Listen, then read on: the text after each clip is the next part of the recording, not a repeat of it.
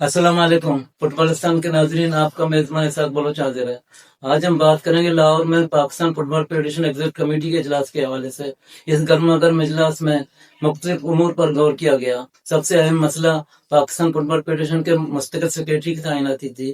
Pakistan football federation के सदर की कोशिश थी कि मौजूदा कायम मकाम सेक्रेटरी को ही मुस्तकिल सेक्रेटरी नामजद किया जाए, ताहम एग्जीक्यूटिव कमेटी ने इसकी मुखालफत की। लेकिन कयास यही है कि कोकर इस नशस्त के लिए काबिल कबूल होंगे।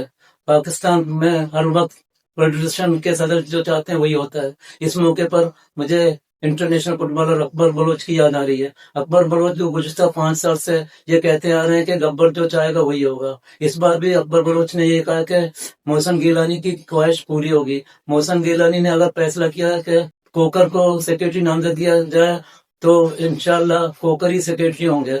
अकबर ने जब भी बात की है वो तकरीबन पूरी हुई है। चलते हैं इस रिपोर्ट में सेक्रेटरी के हवाले से और दीगर उमूर के हवाले से इजलास की रुदात देखते हैं इस रिपोर्ट में।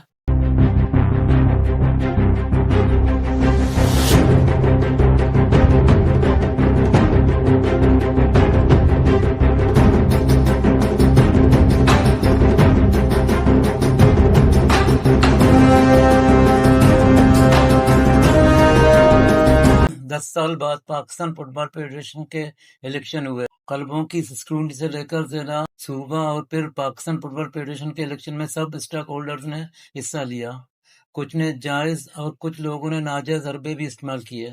अल्लाह ताला ने फुटबॉल फेडरेशन की जो फील्ड सेट की है वो बेहतरीन है, लेकिन कुछ लोग ज़ाती मुफाद में मुझे सदर बना दो, मुझे नायब सदर बना दो, मुझे जनरल सेक्रेटरी लगा दो, मुझे फिलहाल कमेटी में डाल दो, मुझे फिलहाल अहदा दे दो, मुझे 100 की मीटिंग में बिठा दो, मेरी मौतिली ख़त्म कर दो और इस तरह के कई हरकतें करने लगे और जायज़ नाजायज़ हर तरह के हरबे इस्तेमाल किए। कुछ लोग तो अपने आप को अक्ल कुल और दूसरों को बुद्धू समझने लगे। जिन लोगों को इलेक्शन से पहले कोई जानता नहीं था वो अब नामनियाद लीडर बन चुके हैं। खुदारा हमें अकल के नाखून लेना होगा, फेडरेशन को चलने दें। इस वक्त सैयद मोहसिन गिलानी पाकिस्तान फुटबॉल फेडरेशन के सदर हैं और सब स्टेक होल्डर को इनके हाथ मजबूत करने की ज़रूरत है।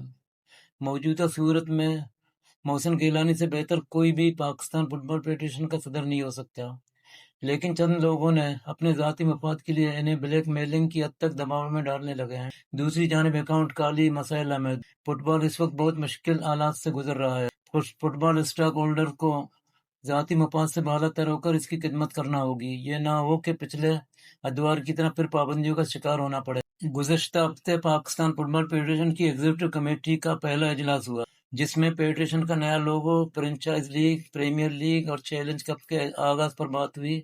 इजलास में जनरल सेक्रेटरी की तकर्रुरी, नए बैंक अकाउंट्स खोलने और मुख्तलिफ कमेटियों की तश्कील का भी फैसला किया गया। इसके अलावा बजट की मंजूरी और फीफा एशियन फुटबॉल कॉन्फेडरेशन से मुतल्लिक ब्रीफिंग भी दी गई।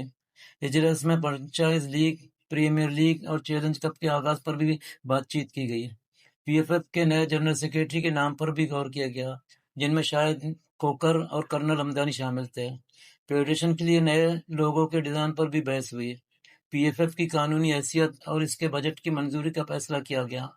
नॉर्मलाइजेशन कमेटी से रिकॉर्ड की वसूली और नॉर्मलाइजेशन कमेटी से रिकॉर्ड की वसूली पर भी बातचीत हुई।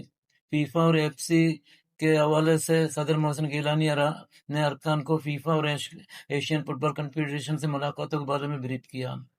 अज़रबैजान और चीन की फुटबॉल एसोसिएशन के साथ मुआहदे पर भी अरकान को आगाह किया गया। मुख्तसरन पाकिस्तान फुटबॉल फेडरेशन के इस 12 घंटे तवील एग्जीक्यूटिव कमेटी के इजलास में फेडरेशन के इंतजामी और कानूनी मामलात को बेहतर बनाने और फुटबॉल की तरक्की के लिए अहम बातचीत की गई।